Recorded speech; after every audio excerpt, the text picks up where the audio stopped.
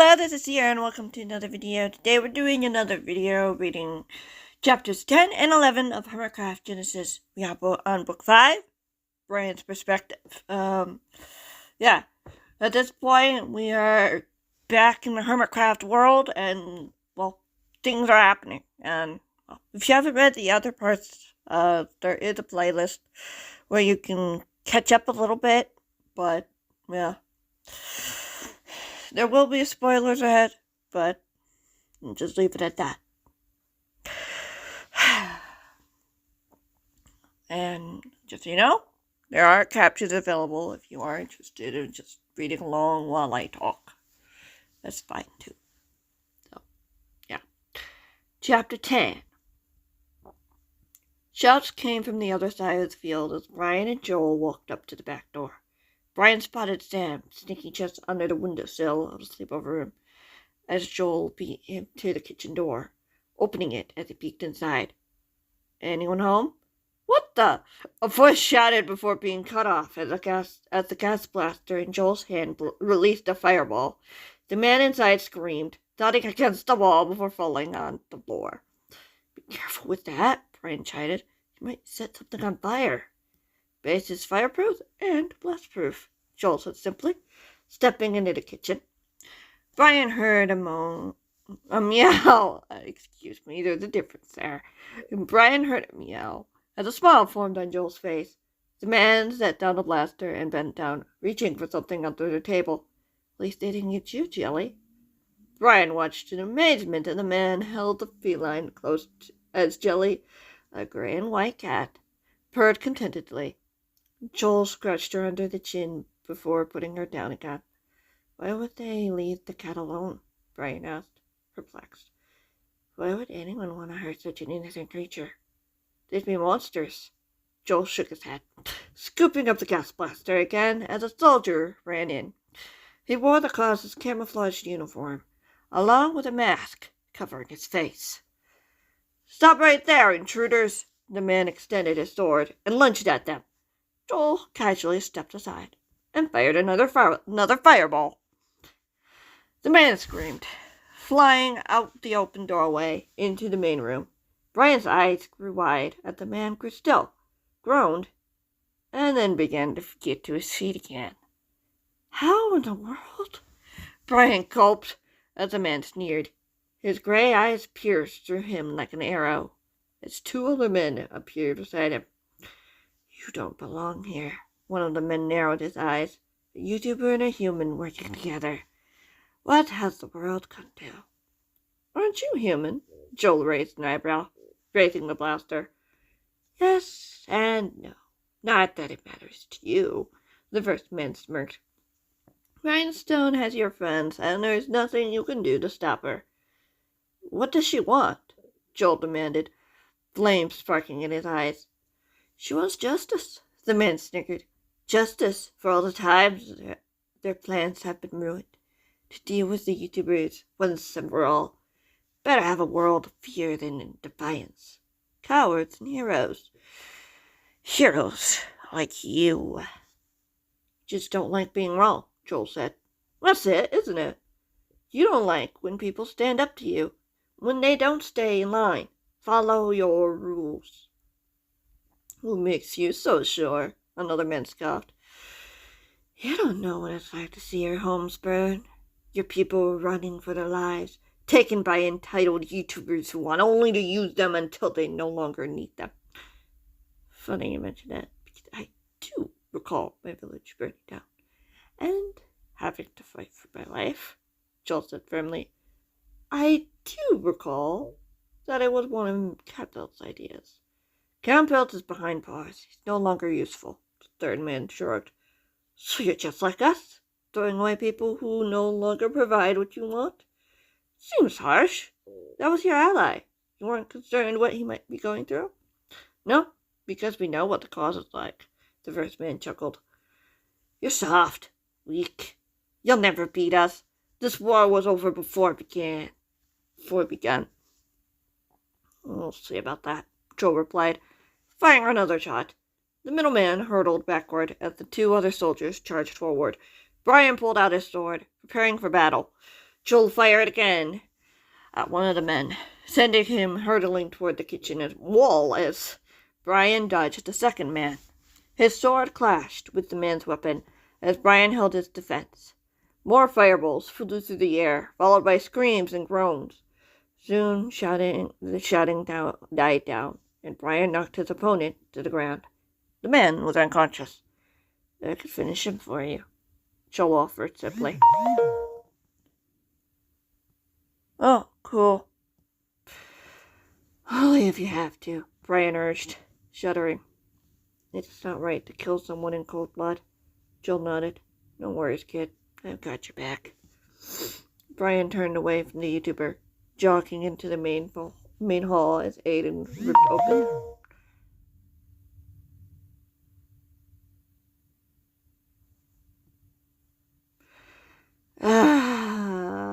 My sister's texting me right now, so.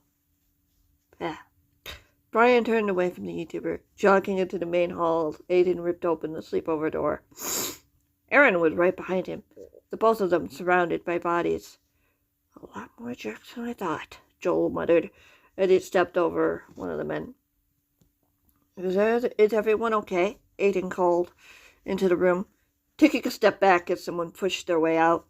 It was a 13-year-old girl with dark red hair tied into a high ponytail, her dark, stormy gray eyes scanning the room.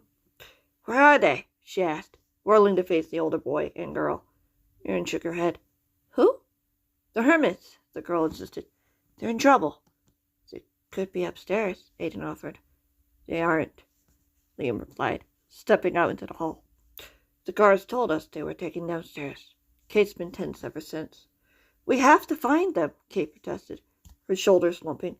"We have to." "We will," a woman's voice replied as a woman slipped past Liam, her piercing blue eyes meeting the girl's. "First, we need to regroup and find that null so we can call for backup."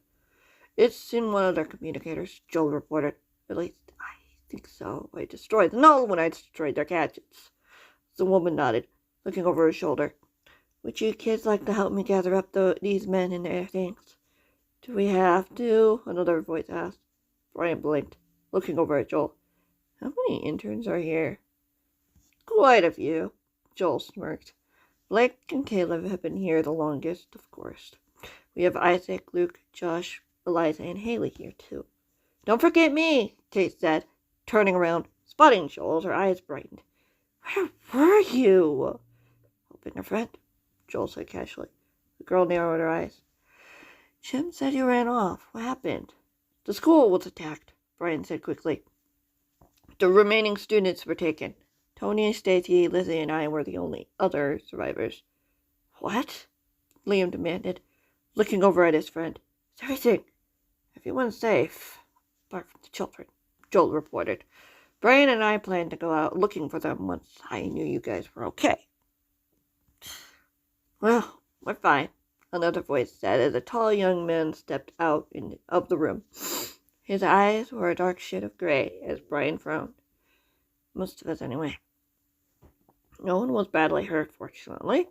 The woman nodded over at the boy.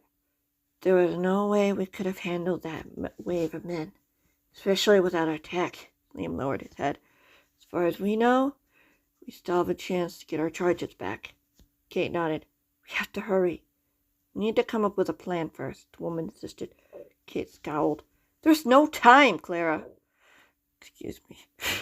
"The interrogations will start soon." "Interrogations?" Brian blinked. Kate turned to face him. "I said something is happening. It's intense, stronger than I've ever felt before. There's a lot of pain, dread, and fear." The girl shuddered. "Keep seeing his face." "Whose face?" Liam frowned. "Gerald's." Brian gulped. "I thought he was dead." "He is. Kinda," Blake explained, coming out of the room. And both theorized that after they were able to get Kate to show them where she was, the Scar was able to feel what she was feeling. This could be similar. "How?" "Gerald is in my head," Kate muttered. "Part of me. He wants to make them all suffer, just like he suffered."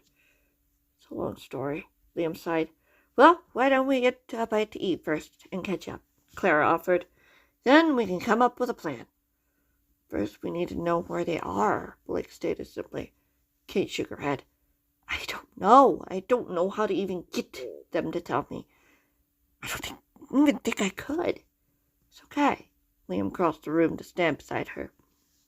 We'll figure this out. Try to be strong. You're going to need all of us if we're going to get them out of there safely.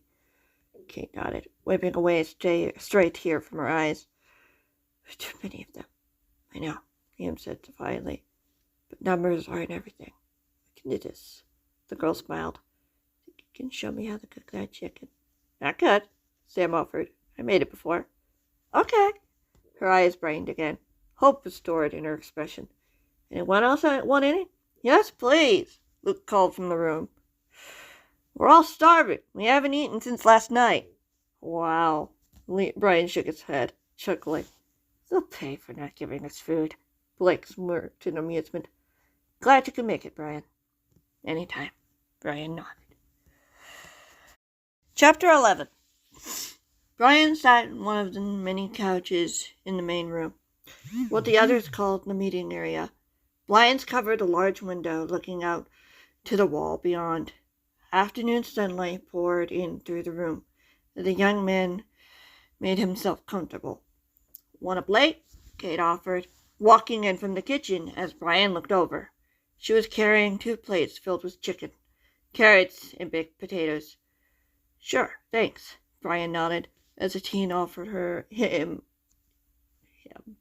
one of the plates before sitting down next to him. She picked up a piece of chicken and nibbled on it. It's been a long day, hasn't it? Yeah, Kate replied, looking down at the chicken in her hand. Last night, we were having some fun, just hanging out. It just changed in an instant. Brian nodded. We were attacked during an assembly. Tom and Tony were planning on relocating kids to safe houses. Kate nodded. So it must have been scary. Yeah. Brian looked down at his plate as he heard the screams of kids in his mind. I'm sorry about what happened, she whispered. I can't believe people would do that. I can.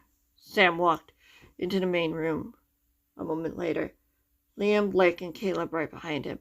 The 4 of them took their seats, each holding a plate. I've seen too many times what people are capable of, especially when they believe they're right. Brian flinched. At least they won't be able to hurt your charge. Sam shook his head with a sad smile. Yet they're still hurting his friends. That's not much better. No. I just wish I knew how to find them. Kate sighed. Do you remember how you did it last time? Blake asked. They told you how to tell them where you were. There's a barrier that's stopping me from getting in, Kate frowned. That didn't stop a certain redstone genius. Julius poked his head into the room from the hallway, a sly smile on his face. Impulse didn't stop trying, even with a simple blockade. Sometimes you just need to put more force into it. What if it reverts? Kate tilted her head thoughtfully.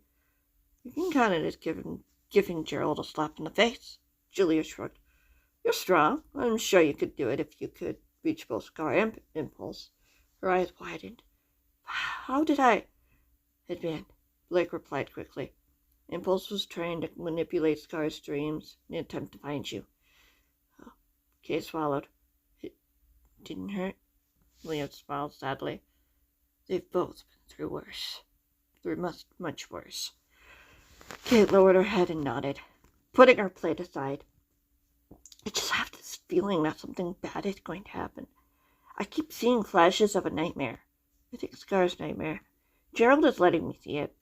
Letting me see what he is doing to it. Over again. Caleb winced, his knuckles turning white as he gripped his half-empty plate. Julius cleared his throat as he walked into the room.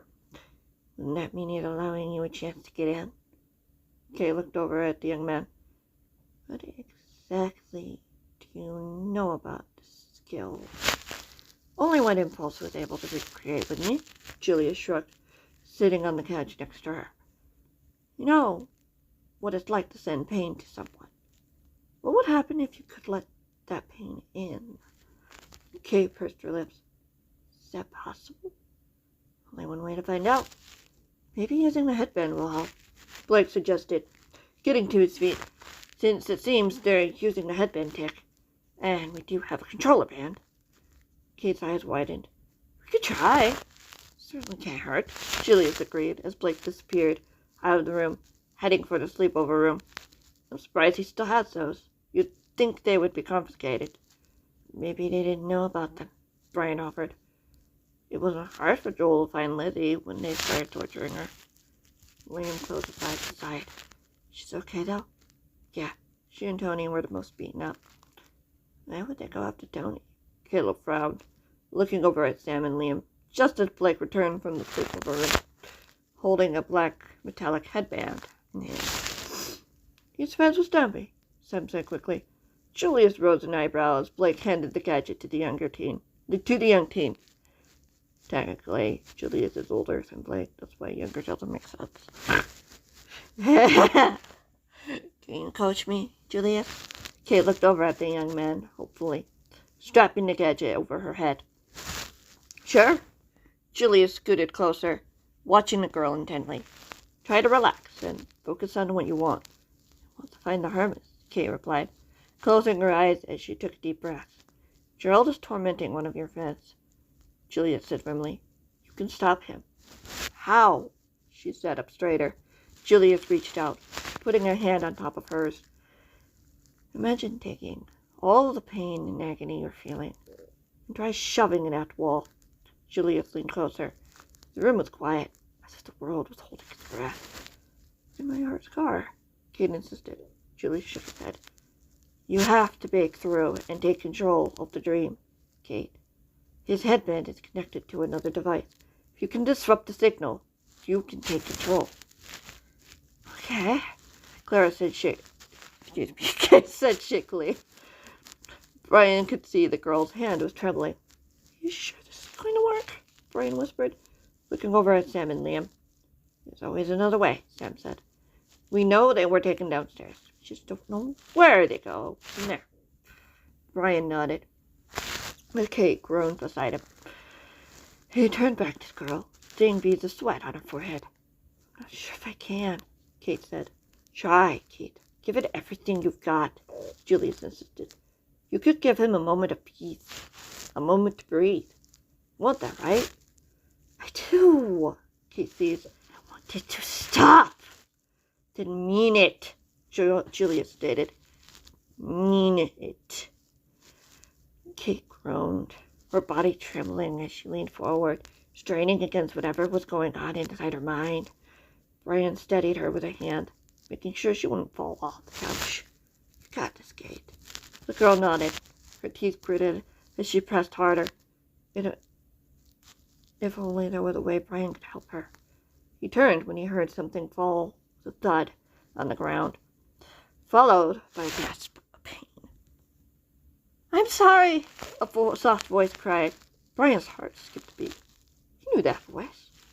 I was trying to keep the door open, and I couldn't hold on to you, too. Brian sprung to his feet, running toward the sound of the voice. He rushed around the corner just as Clara appeared on the other side of the hall. The teen's eyes grew big as he took in the scene. The elevator door was wide open, a little girl holding it open with one hand as she peeked in, her hand over her mouth. The second girl was hovering over someone who was lying on the floor, a woman, her face pale as pale as a sheet of paper, dark blue veins stretching up her neck and down her arms. Summer? Rain? Brian was able to choke out the names of the girls he never thought he'd see again. They were alive! Summer looked up, her piercing blue eyes growing as wide as his when she saw him. Rain immediately hopped out of the elevator and tackled him into a hug. Brian! The little girl said happily as Brian knelt to her level, pulling her into an embrace. We found you! Charlie said we would. Brian's smile faded as he held her close, looking up to see Clara approaching. You know these girls? Clara asked softly. Summer jumped away from the unconscious woman on the floor. You aren't one of them, are you? Summer demanded, taking her stance in front of Brian and her sister. Some okay. She is one of us, Brian assured her gently. Summer turned her head to look at him, back at Clara, and relaxed her shoulders. They were right behind us. Charlie and Henry were keeping them back so we could escape. Do you know if they're okay? Brian pulled away from Rain and went over to the older girl. Summer shook her head, tears brimming her eyes. I don't think they got away, just like the others earlier today. What happened to them? Clara said gently, kneeling to take a look at the unconscious woman. Summer shook her head again. This time Rain spoke up. They never came back. Brian looked over at her, dread filling him like a dead weight. The girl's eyes were filled with tears as well. I'm so sorry. We should get you two someplace to rest. Brian looked over to his shoulder to see Liam appearing behind him. We'll find whoever is left down there. You don't know the way, Summer whispered. It's a maze down there. We kept finding dead ends trying to escape. Did you see if there was anyone else with you? Liam asked. Henry said we'd go back for them when we got help. Summer swallowed.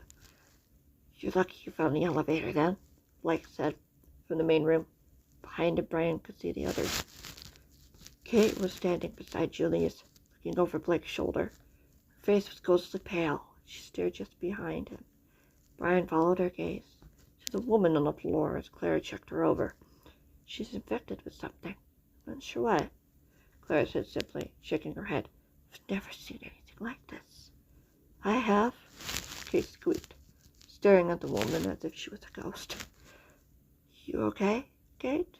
Sam asked, coming to the horror-stricken teen. Tears filled Kate's eyes as her bottom lip trembled. Can't be. It's not possible. Blake stepped into the hall, passing the girl as he went to the outside. Huh. You know who she is? Clara glanced over at him. Yeah, Blake said calmly. Apparently, Rainstone didn't finish the job. Who is it? Brian pressed, taking a step closer to get a better look. Mama, Kate whimpered. Yeah, I meant it against Yeah, I may or may not have known that was going to happen. Some weird shenanigans are afoot, it seems. But yeah, that's going to be it for this episode. I hope you guys enjoyed. Thank you guys so much for watching. I just feel like doing this will be fine. And we'll see. We'll see about the epilogue. See how it goes. Like, that could be its own thing, but it is relatively short, so I don't know. We'll see. But it doesn't matter. What matters is that we've still got a little ways to go yet before that. But not long. And, yeah, I also have to check to see what my sister's been on about. Yeah. Sunday evening was really rough. And weird. And I might have done a bad apple thing. But it's okay. We'll figure it out. But I'll see you guys in the next one regardless. Hope you enjoyed. And yeah. See you in the next one. Whenever that might be. Goodbye.